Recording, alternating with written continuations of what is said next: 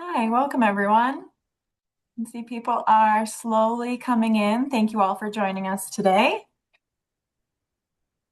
Give everyone a few minutes. I know at the top of the hour, people are leaving meetings and stuff like that. But as you're joining, if you'd like to add in the chat and just let us know where you're calling in from, we'd love to learn more.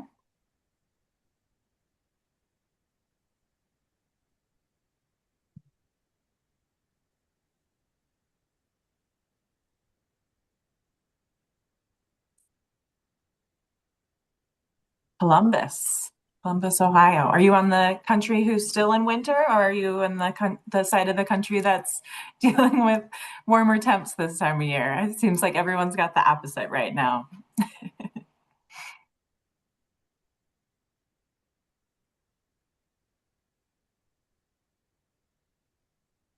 Another one, Michigan. Seeing summertime temps in here, and aloha from Hawaii. Um, those are the temps we're all dreaming of, right? Yes, I guess we don't have to ask that, right? In Dallas, Texas. Awesome. Thank you guys all so much for being here today. We're really excited. We recently did a donor sentiment survey of our food bank clients, and we're here to share some insights and strategic opportunities from those findings. Just a little housekeeping to do at the top of the hour here. Today's webinar is being recorded, so if you have to step away for any reason or important work stuff comes up, we will share the recording with you all after today's session is done via email. And if you have any questions that come up, there's the chat function, as you saw, for entering where you're calling in from. There's also the Q&A box. Feel free to put questions in the Q&A box. We'll save some time at the end to answer. But if there's any pressing questions that come up as we're talking, feel free to add them in the chat or anywhere, and we'll do our best to address them. Our agenda today. I'd like to introduce today's presenters.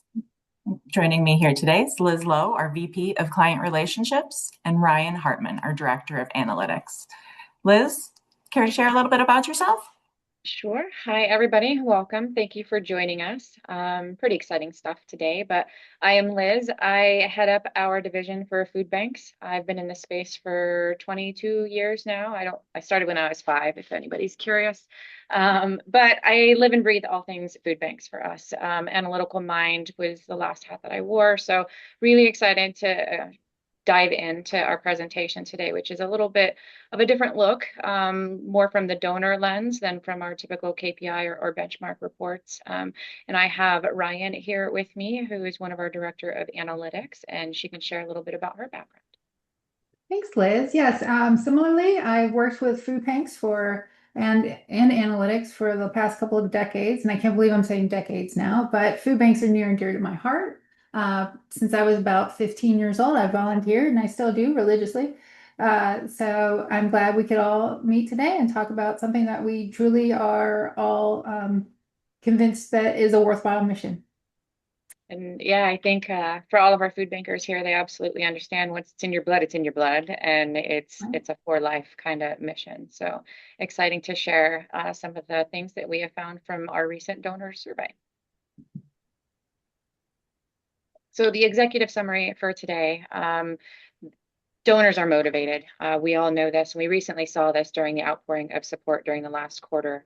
And we actually did this survey right before all of that happened with the government funding shutdown and all of that. So I think that if we do it again, we're going to get a little bit more insights, but this was right before all of the changes in the last quarter of 2025. But we know our donors are motivated, right? The barriers just tend to be more structural than motivation wise. Lapsed donors are a very high value reactivation opportunity. We all know this, that it's easier to reactivate a donor than acquire a donor, and donors need proof of impact. I think that that's the biggest key takeaway today. is that we have to make sure that we are doing everything we need to keep providing our donors and our community with the impact that we are making in our neighborhoods and for our neighbors that are facing food insecurity.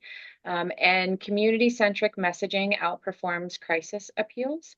I still believe this is true even after the last crisis, because what we really learned is that everybody stepped up to make sure that those in their community had what they needed during that disruption. So I think it can be a yes and we just need to make sure that we are leading with that community-centric messaging.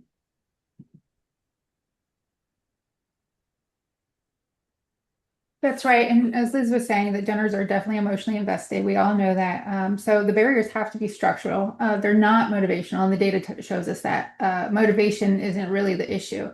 What donors care deeply about is hunger in their communities.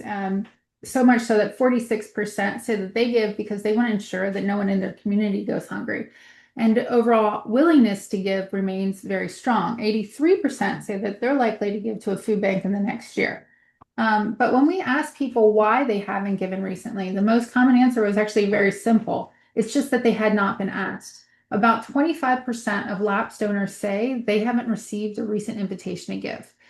And what that tells us is actually an encouraging sign that motivation is strong. So the friction has to be operational.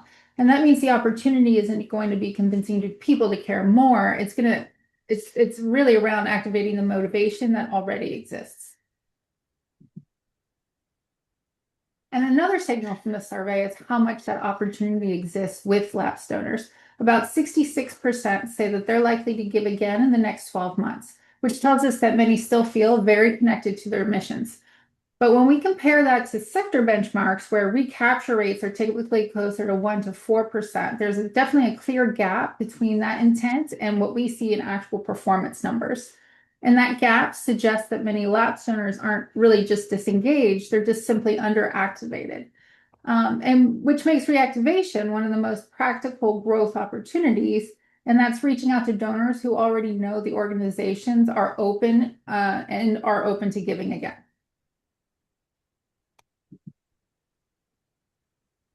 And what donors are telling us here is that impact clarity really matters. When we asked what would increase their likelihood to give again, the strongest response was confidence that donations are being used efficiently.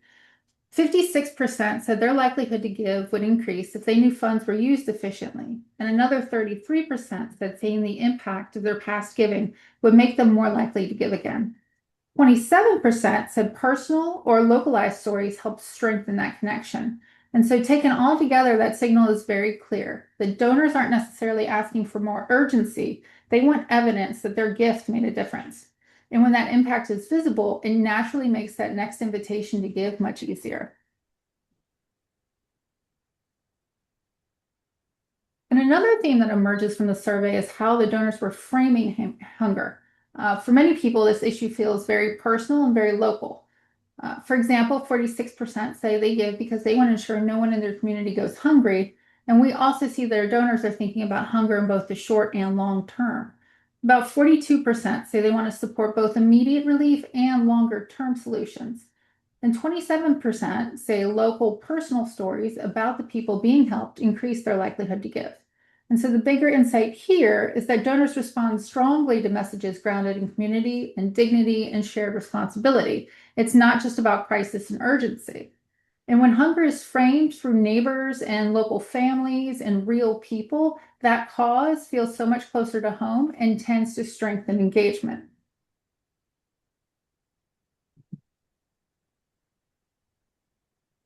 So we have a nice live poll for you guys. What is the current biggest growth lever for your food bank right now? We all have seen the incredible outpouring of support over the last few months, but what do you feel the biggest growth lever is for your food bank right now? Is it reactivating lapsed donors, improving impact, clarity, and stewardship, increasing frequency of direct asks, expanding new donor acquisition, or strengthening local community-centric storytelling? There is no wrong answer here, by the way. I'm just really curious what you feel the biggest growth lever is right now.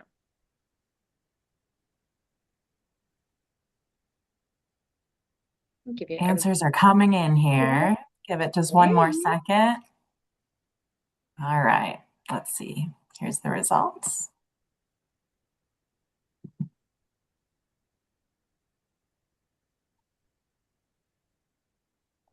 Improving impact, clarity, and stewardship is leading the way at 47%, followed pretty neck and neck with reactivating and acquiring new donors, right? Like that's always a hot button item. And least was strengthening local community centric storytelling. So with that biggest growth lever being the improving impact, clarity, and stewardship, my gut says yes. And I think that with as many food banks as I have worked with and or just been in this space with, I think that that is one of the biggest areas that we could all work a little bit harder on. I know it's not easy. I know it's not. I've been in the field with quite a few of our clients, gathering stories and making sure that we are clear on impact. And I know that that can kind of be a little bit of a bumpy road if you're trying to get very exact numbers, but you know what, it's progress over perfection. So the more that we can get in the hands of our donors of just their impact without getting in the way of exact numbers, I think that that would be super helpful. But that should also be at the top of your strategic plan for next year too.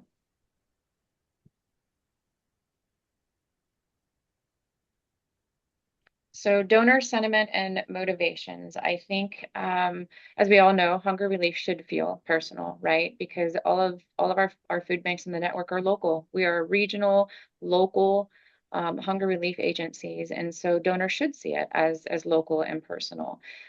Empathy and shared values are definitely driving giving, fairness, dignity.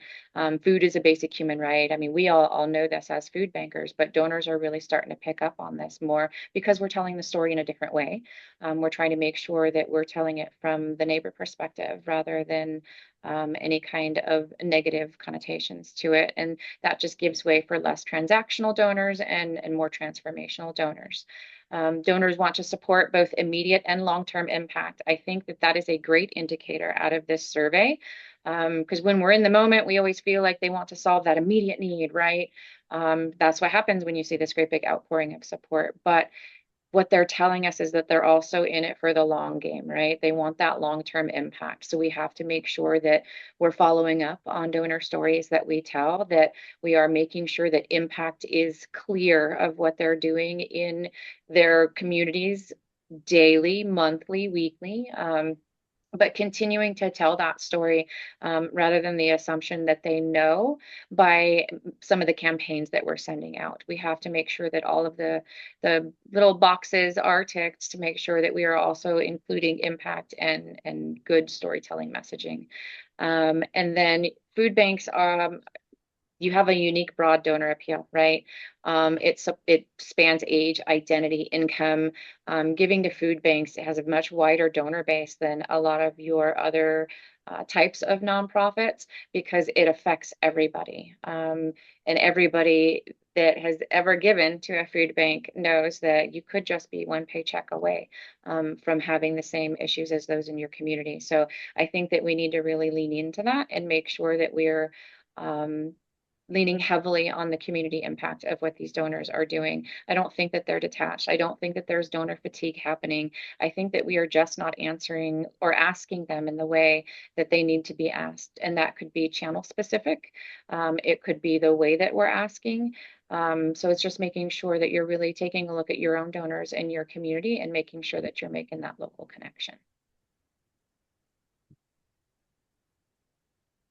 And when we looked closely at donor responses, there was one theme that showed up very consistently, and that it's hunger feels local.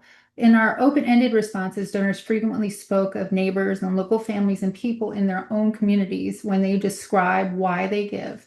And it's that sense around proximity that creates a very strong emotional connection to food banks.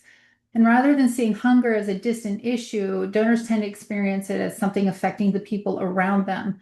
And we also see that reflected in the survey data. There were 46% of respondents that say they give to ensure no one in their community feels hungry. And the research across the sector reinforces that pattern, that place-based storytelling consistently outperforms broader national messaging. And so the implication here is pretty clear. And that's when hunger is framed through local impact and very familiar people and places. The cause feels much more immediate and personal to your donor. And another theme that comes up clearly in the survey is that giving is deeply values driven. For many donors, hunger relief isn't just a charitable act, it's tied to a sense of fairness and dignity. In fact, 61% say they give because they believe food is a basic human right. And in the open-ended responses, donors often describe their motivation as simply doing the right thing or supporting the kind of community that they want to live in. And that aligns with broader research as well. Studies from Giving USA that showed value-based appeals tend to build stronger long-term donor loyalty, more so than transactional giving and messaging.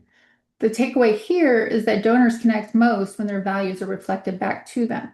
And when messaging reinforces ideas like dignity and fairness and shared responsibility, it strengthens that emotional connection and then supports, of course, sustained giving.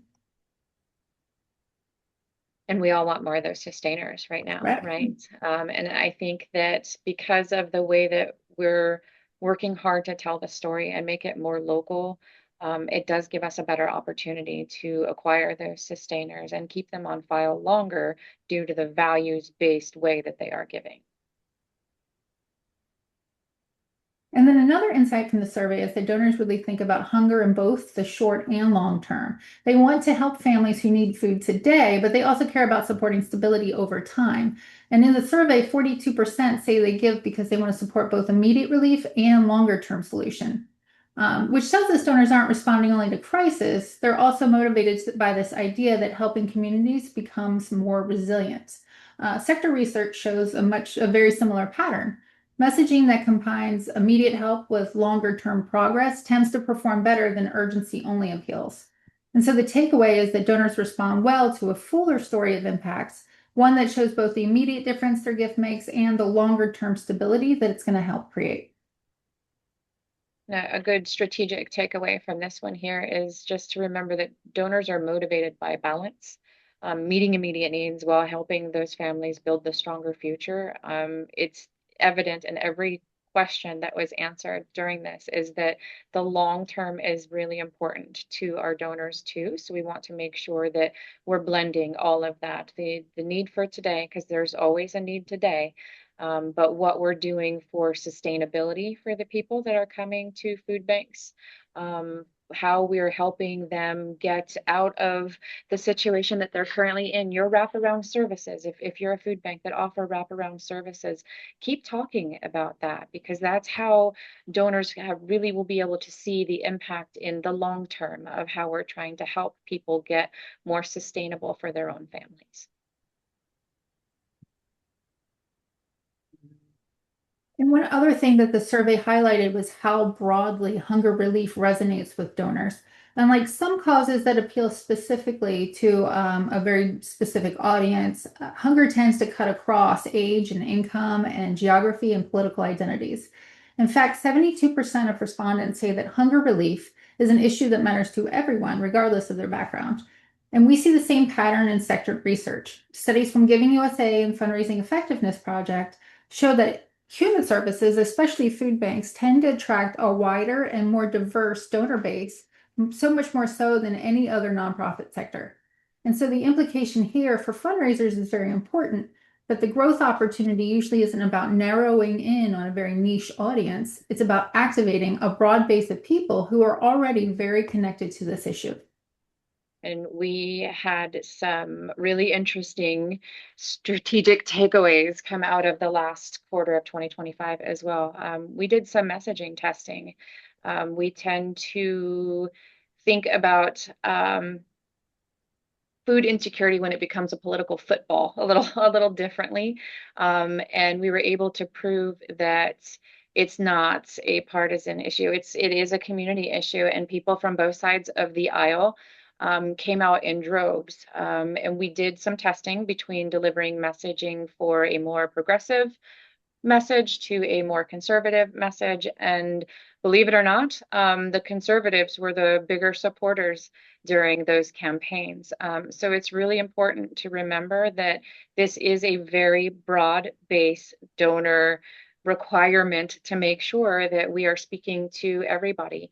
And then really keep in mind that it's not as political as we think it is. When our community needs help, everybody steps up to help. So that was one of the best key takeaways we got out of those campaigns, is that, we kind of had it in our mind which side of the aisle was going to step up. And it proved us wrong, which is nice every now and then, right? To really test those boundaries and making sure that we are continuing to evolve as our donor base evolves, and making sure that we're delivering the right message at the right time to all of our broad base of donors.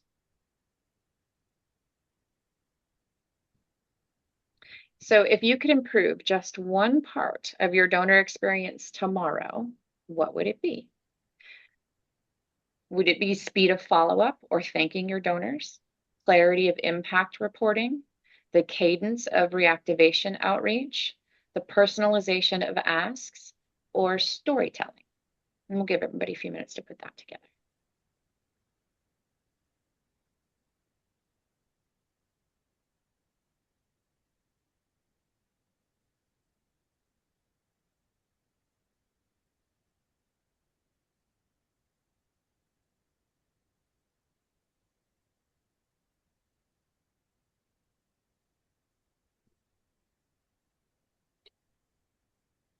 A little bit more even than I thought it would be. But the lead with 28% is clarity of impact reporting, followed very closely by the cadence of reactivation outreach, and then personalization of asks. And the lowest one was speed of follow-up and thanking. So that's super interesting. And maybe we can have a session on that sometime soon, because I have opinions about everything, trust me. And if you know me, if anybody is here that knows me, you know this. But I would love to dive deeper in that too, really get everybody's feels. But storytelling is a little bit lower than I thought it would be, which just tells me that all of you guys are doing a great job with your storytelling, right? That's kind of what we're looking for.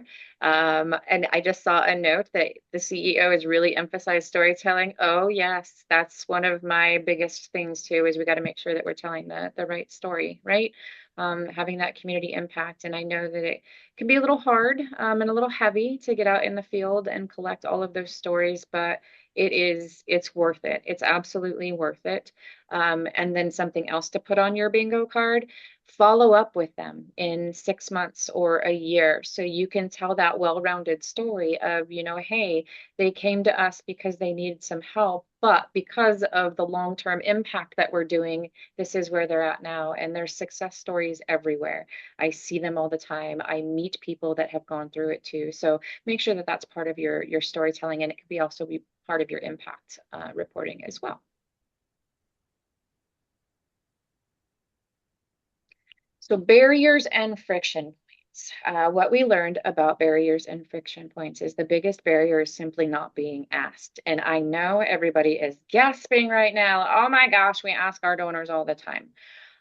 What I think this really means is that we may not be asking them in either the right channel or the right time, or actually being clear enough with these lapsed donors of really explaining a clear call to action. I know that as fundraisers, we forget that we are not marketing to ourselves. We are marketing to the opposite of us, and they may need a little bit clearer direction and a very clear invitation to give, and a reminder that maybe it has been a while since they've given.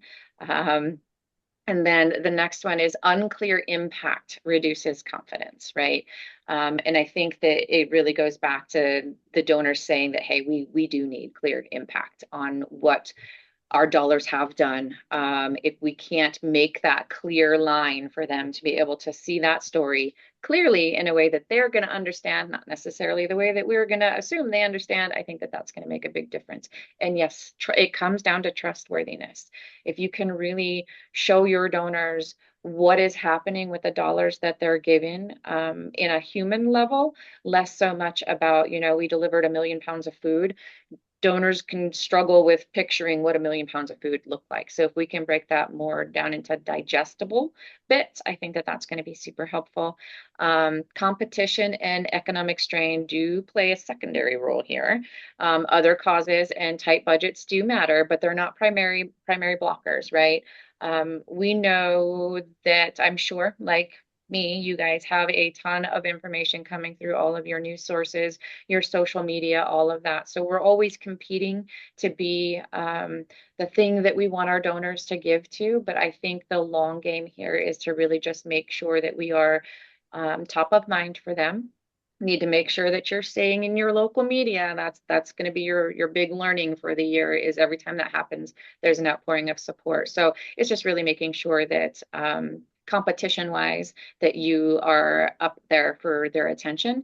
And then always remember that if there's an economic strain in your area, that the lower end of the donors may not be able to give at that time, but that doesn't mean that they should be forgotten about. There's some stewardship there that you can work on to make sure that they still feel valued. And then when they have the opportunity to give again, they can. And most barriers are operational. I know most of us do not want to hear that, but it's true. It's not emotional. So these can be addressed with better outreach, stewardship, better donor experience. And so one of the key things I really want you to hear today is that if you are not doing stewardship, you should be. And if you are doing stewardship, you should probably be doing more. We want to, and that's not necessarily just thanking your donors all the time. So there's different forms that stewardship can take. And it's really just making sure that we are being thoughtful, that we are inviting them to be a part of the organization with you in whatever capacity your organization can do. Is that volunteering? Is that special events? Is that, special events to have these donors come out and really get a tour or have coffee with your CEO? Those kind of fun things that really make them feel a part of the community and a part of your organization.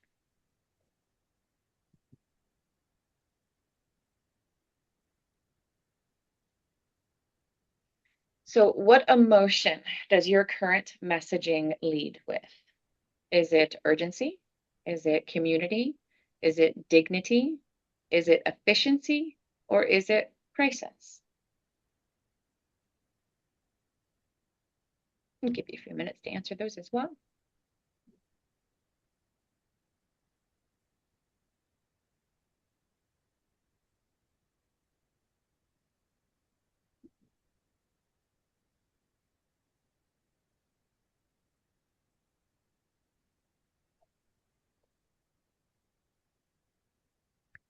And the overwhelming answer with 65% is community.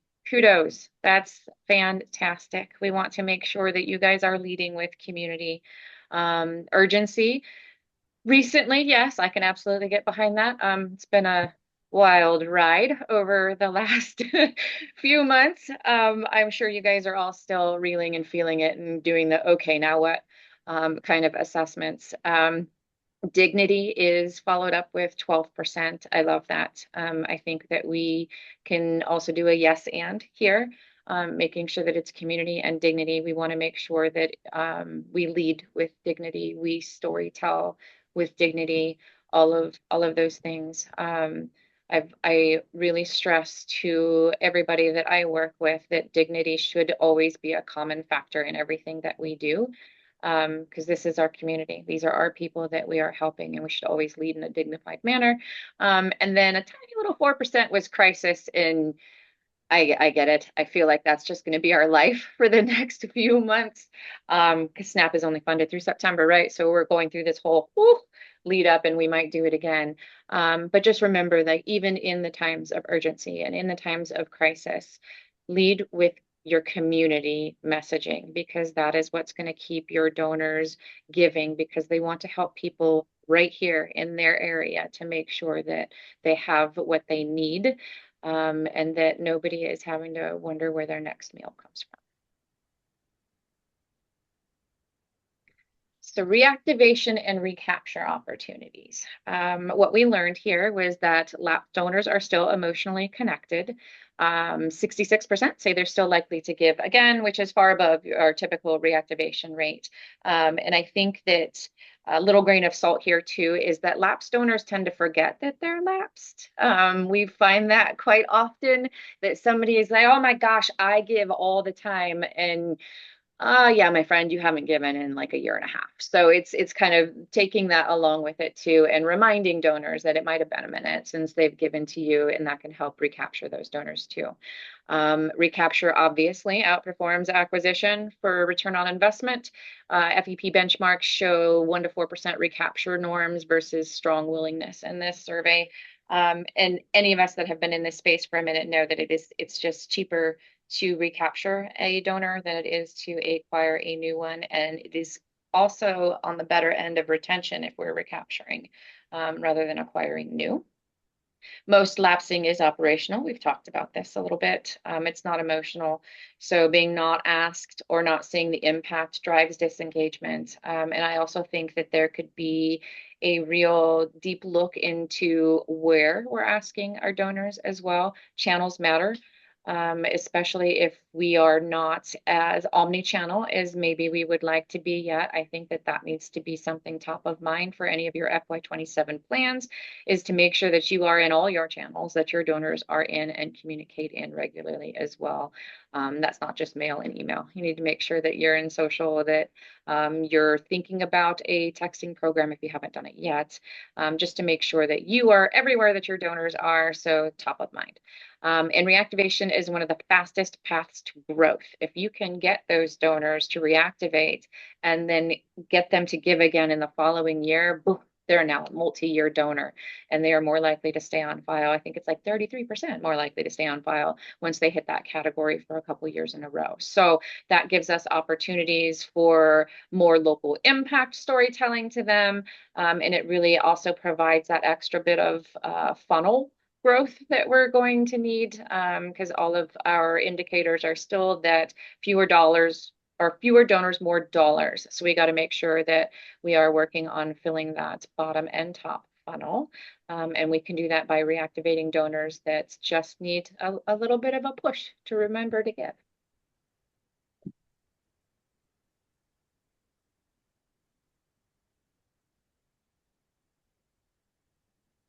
And then this, we have talked about this. So 66% of the donors said that they were likely to give again. They're still emotionally connected, guys. It could just be we didn't ask them in the right way. But we have to make sure that we're still out there. 2 out of 3 donors are expressing their intent to return. So we just need to make sure that any friction points for disengagement are removed. The intent materially exceeds the typical recapture norms. So if we can really harness that intent and make sure that we are asking more often, I know we often feel like, oh my gosh, we are just asking them too much. We're not, because they're not re-engaging at the rate that they say that they will. So we want to make sure that we are out there as often as we can, again, in the right channels. And lapse is driven by missed outreach, not donor rejection. So like we've kind of been putting through here, the gap tends to be more that we're not asking them rather than the loss of belief in the cause. So if your donors are saying, as they are in this survey, that they haven't been asked properly, that just means that it's not really a persuasion problem. It's more of an execution opportunity. So I'd really take a look at your reactivation program, the strategy behind it, and really put a little bit more oomph behind that, because reactivation is going to be the key. And the final piece of the analysis looked at the open-ended response from donors. And interestingly, when people told us in their own words, really closely mirrors what we saw in the data. Donors consistently highlighted 4 themes. First, they wanted to see the impact they're giving. They want to see clear proof that donations are making a difference. And secondly, they deeply care about helping their neighbors. And it's that sense of community responsibility that shows up repeatedly. Third, donors expect good stewardship, so confidence that funds are used efficiently and responsibly. And finally, that local human stories matter. Personal stories help make that impact more tangible, and it builds their trust. And so taken together, the donor voice really reinforces those same core themes that we've seen throughout this entire survey, that clarity, community connection, and confidence in impact all matter. Yeah, and I think that with everybody having a real goal here for community-based storytelling, I think that that's going to be a key for really making sure that we're delivering what the donors are asking for. Um, so the open-ended themes and donor voice were super interesting to all of us.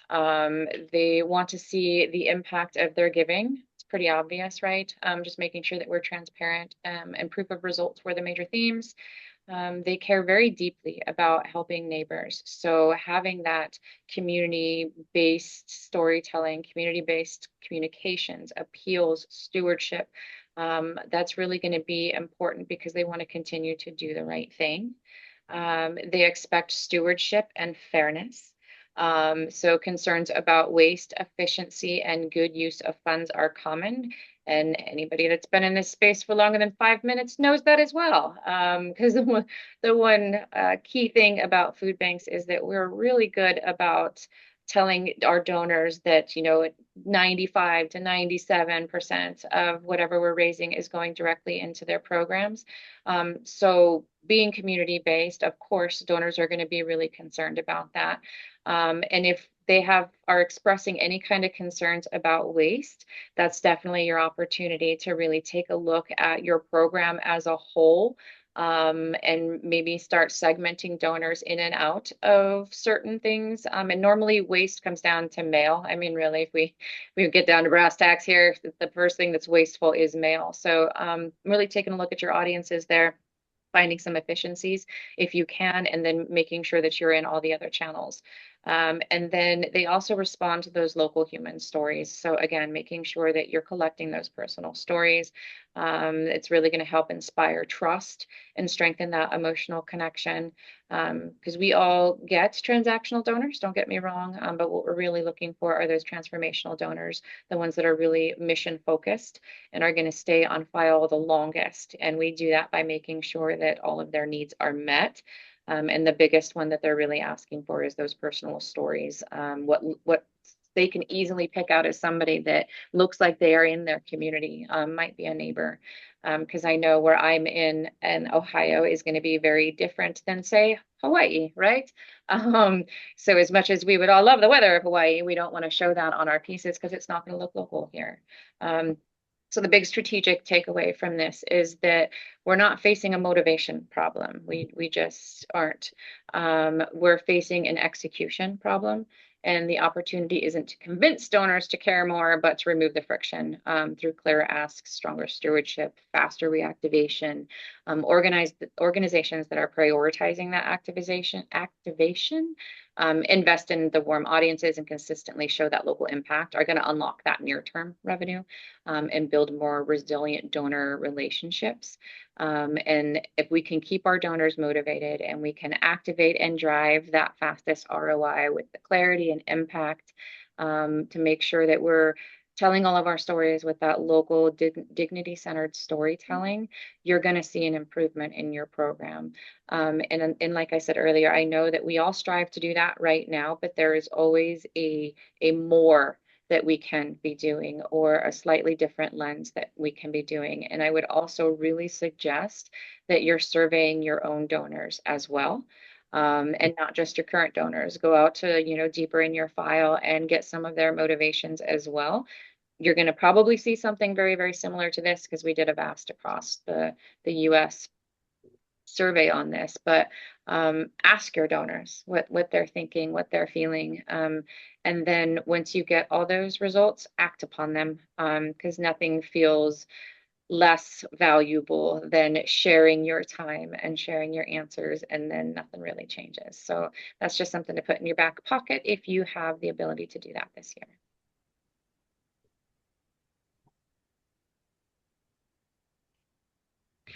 So how this translate into action? There's three focus areas for food banks. Activate with clarity. What we've really learned that what matters is donors are willing, but action stalls without a clear, timely ask.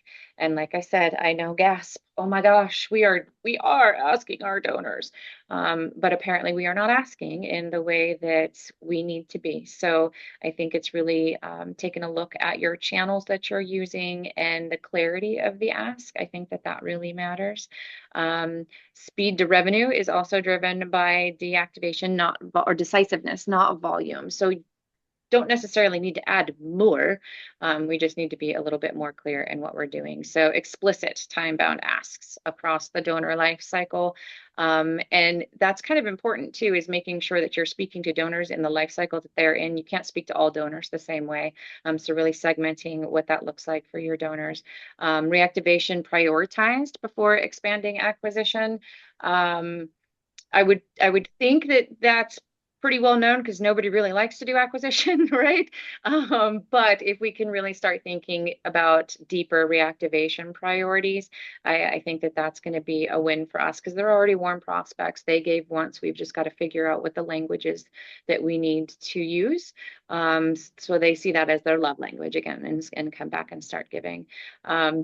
And fewer passive messages. Guys, I know it's hard to have that hard ask, but that's what donors are really responding to, is when they are expressly asked to do whatever it is that we need them to do. And we need to improve impact locally. Like I said, with everything, it's a yes, and there's more that we could be doing. It's more often that we could be doing it. Donors give when they see that concrete nearby outcomes. We all like to know exactly what's going on here in our own neighborhoods. And so making sure that we're just clear with that messaging as often as we can be, impact reports, emails, even on your social media, making sure that you're in all the channels that your donors are in as well.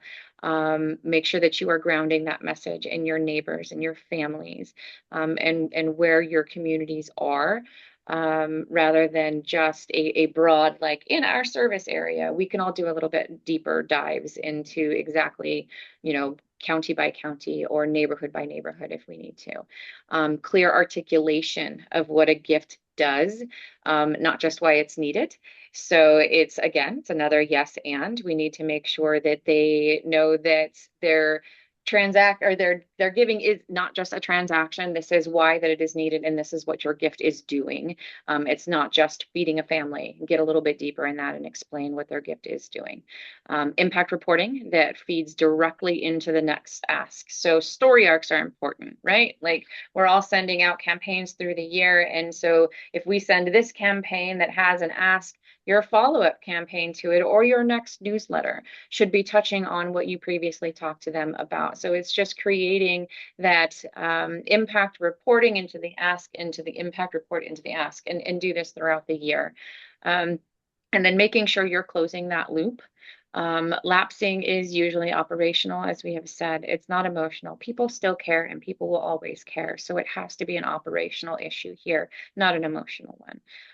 Making sure that you are stewarding your donors, even your lapsed donors, having the right cadence to determine whether the intent is converting or not. So, like I said, if stewardship is not a priority for your FY27, I would see what you can do to make sure that it is a priority, because it's going to be really important to make sure that donors are understanding what their impact is, and you can do that through stewardship. What this could look like is just that consistent outreach. It doesn't always have to be an ask, right? Like, even using texting, for example, is every time you text somebody, you don't want to have your hand out. You want to make sure that they're feeling part of a community and there's a thank you in there, or did you know? Because we could all do a better job educating our entire communities on what exactly food banks do. Because I bet if you go ask couple of your neighbors, they're like, I don't know, you feed people. And there's so much more to do with that. So stewardship is a perfect opportunity for education. We need to work on faster thank yous and impact loops post gift. I know it wasn't a high priority for everybody in the poll that we asked earlier, but it does kind of matter. And it matters if you are varying those thank yous too. So if you're cranking out that same thank you letter every time, people can get a little blind to it. So being a little bit more for supporting your community it's going to be really helpful in reactivating those donors. and measurement focused on response speed and reactivation lift. I know we tend to look at KPIs maybe quarterly or semi-annually and then annually.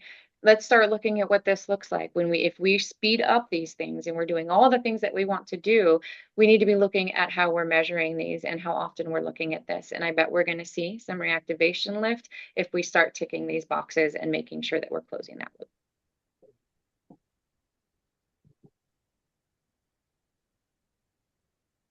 Thank you so much, everyone, for hanging on through the end of our presentation here. And thank you, Liz and Riann, for sharing your expertise. We do have our Giving Outlook annual report specifically for our food insecurity edition that is filled with all sorts of insights on a survey we did just at the end of last year on trends kind of reshaping philanthropy and what that could mean for your mission. So feel free to scan the QR code here to get that resource. And then if anyone has any questions, we have a few minutes. I'd love to, if you guys have a question and you want to put it in the chat, or feel free to add it to the Q&A. Love if Liz and Riann could have a minute to answer any questions. And if nothing comes through, we'll give you guys some time back in your day. Can all use that, right? Oh, thank you so much. You want the QR code back? Yes, of course.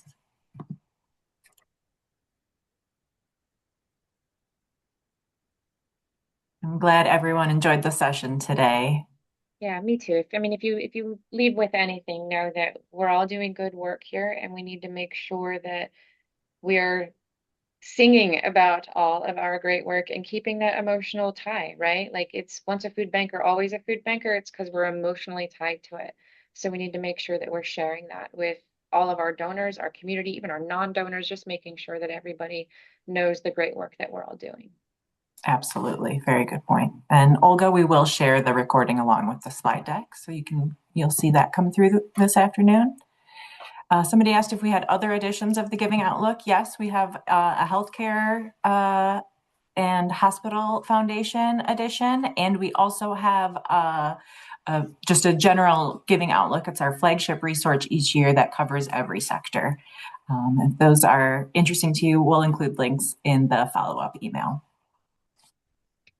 And I see the note, not a question, but something I feel donors respond to. I take our board reports and turn them into a short 2-page report for them. Yes. What a great idea. I love that idea. Yeah. And it's really showing them all stages of what you guys are doing, right? Kudos. I love that idea. There's another question from Leah here. Are donors open to calling to ask why they did not fund your proposal?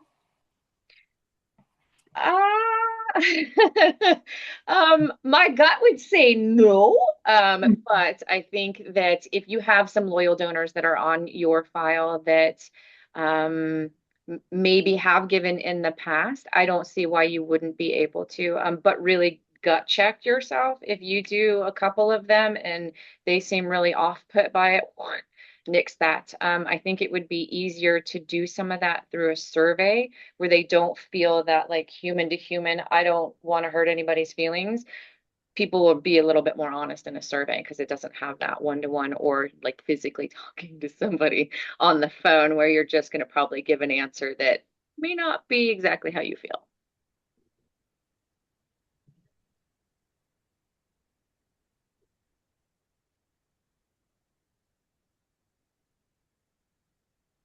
We got another question. Do you think some of the information you provided could be applied to Meals on Wheels programs? Yes, Meals on Wheels programs are also local, right? So any of your local organizations that are regional, yes, you can absolutely use that to promote everything that you're doing in your own community. It's not just food bank related. It's not just food insecurity related. If you are a regional nonprofit, you need to tell your story about your community. And that's going to be the most important thing for your donors. Another question just came in. Can you recommend a marketing tool for quick and easy creation of impact reports? Such as creatively way to put them together. Or are you looking for like the actual brass tacks of how to get to all of those numbers? One page type. So I would say probably Canva for those of you that don't have anything bigger or better than that. But you can use Canva to make it a little bit more aesthetically pleasing. Yep, see? Yeah. Ta-da! And of course, there are always better tools out there, but you might need a little bit more tool teaching on those because you can use InDesign, you can use a bunch of other ones. But yeah, I'm super curious if anybody else has any ideas of what they're using for it. And Canva has some great templates in there. It's just always important. We had a webinar on data visualization last year, which I think is something really important to consider if you're using those tools. Just Yes. the stories you guys collecting are so great. How can you use the data to support that and really tug on the heartstrings with that too? Absolutely, and put it in a palatable way because not everybody is a data geek like us. So it's just it's really turning it into something that is palatable. Mm-hmm. I'm writing the follow-up email, so I'll grab both the Giving Outlook report and the webinar on data visualization to include in there, so you guys have those resources. Great, perfect. Any last minute questions before we wrap? I really appreciate everyone hanging on and asking so many wonderful questions. For participating. It makes it so much more fun. Yeah. And we'll have contact information out there. Feel free to reach out to any of us if you have any questions or want to talk further. I live and breathe food banks, so I'm happy to talk about anything or help with strategies that you guys can be implementing. And we'll include both Liz and Ryan's contact information in that email, so it's easy for everyone to follow up. But thanks again, everyone. We appreciate your time today. And again, we'll share the slide deck and the recording this afternoon. Appreciate you guys. Thank you. Thanks, guys. Thanks, everyone.